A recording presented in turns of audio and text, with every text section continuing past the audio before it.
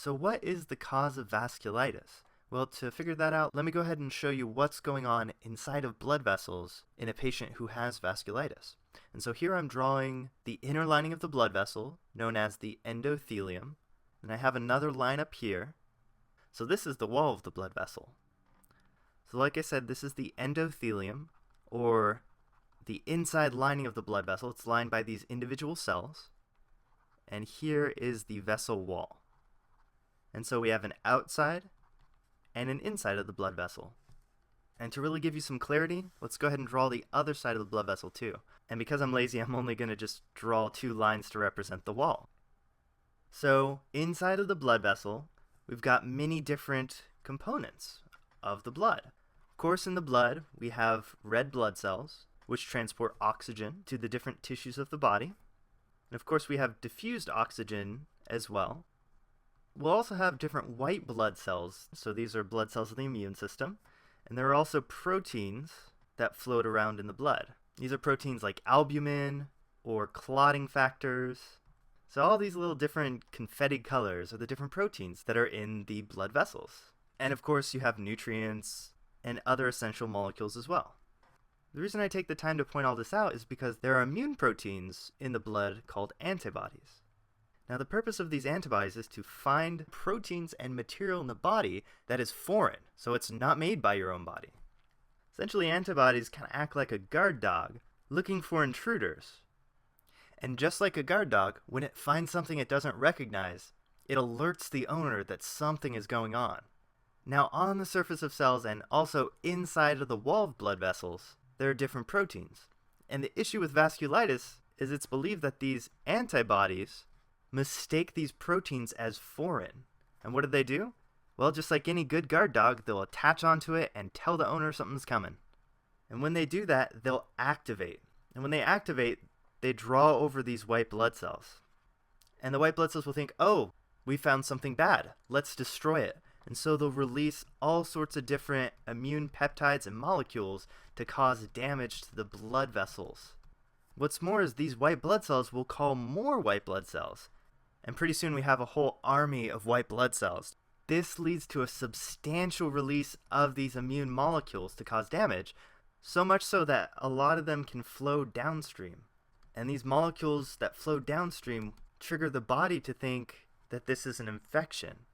And so you'll get general symptoms such as fever, fatigue, chills, night sweats, muscle aches, and other symptoms such as these. So now let's take a look and see what happens after all the inflammation has taken place. So I'll go ahead and draw the blood vessel again. And so this is the blood vessel wall again, and here's the blood vessel wall up here. And so you'll now see that white blood cells have infiltrated into the blood vessel wall. And because they've released so many other destructive molecules, such as degradative enzymes that chew up proteins, we see a lot of cellular debris. Now, when the blood vessel wall gets damaged, there are different factors in the tissues that get mixed up into the blood. And guess what? The blood has clotting factors that react with these different tissue factors. There's one clotting factor known as fibrinogen. And once you release these tissue factors, a cascade of events known as the clotting cascade activates fibrinogen. Ogen actually means inactive protein. So fibrinogen becomes fibrin. And when fibrin is activated, it creates a net-like mesh. And of course, this net-like mesh is known as a clot. So if you were to take a look at this under a microscope, you'd see all this fibrin, this cellular debris, these white blood cells, and all this cellular damage. And this is collectively known as Fibrin Oyd Necrosis. Fibrinoid means fibrin-like, and necrosis means cell death. So you see a lot of cell death in here. So eventually this clotting leads to scarring and patching up of the blood vessel. But what you notice is this blood vessel is now significantly narrowed as to before. And so this makes it difficult for blood, nutrients, oxygen to really get through to the other side. And so really any cells or tissues, so these are just a cluster of cells I'm drawing, that are downstream of this blood vessel may end up dying because they don't get the nutrients and oxygen they need. And so you see local tissue damage depending on what blood vessels are affected. It could be your kidneys, your heart, your lungs, liver, intestines, wherever the blood vessels are damaged. And so for one final point, let's go back up here. With damage that has occurred to the blood vessel wall, some of these proteins that the antibodies have been targeting get released into the bloodstream. And when they do, antibodies bind onto them. And sometimes these antibodies can share these proteins and create this complex of antibody and the protein it attaches to. This is known as an immune complex.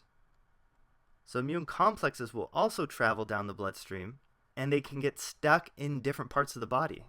Generally, the more common places these immune complexes get stuck are in the kidneys or the joints. And it's really not known why they prefer these locations. So autoimmune damage is the root cause of vasculitis.